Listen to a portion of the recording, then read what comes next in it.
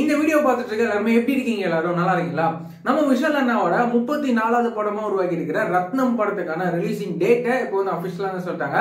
இந்த ரத்னம் படம் வந்து சம்மர்ல வர ஏப்ரல் 26ஆம் தேதி இந்த ரத்னம் படம் வந்து தியேட்டர்ஸ்ல ரிலீஸ் வந்து ஆக போகுது. நம்ம விஷால் அண்ணா நம்ம டைரக்டர் ஹரியோட காம்பினேஷன் உருவாக்கி இருக்கிற இந்த ரத்னம் படம் எப்படி இருக்க போகுது அப்படின்னு சொல்லிட்டு நம்ம வந்து வெயிட் பண்ணி பார்க்கலாம்.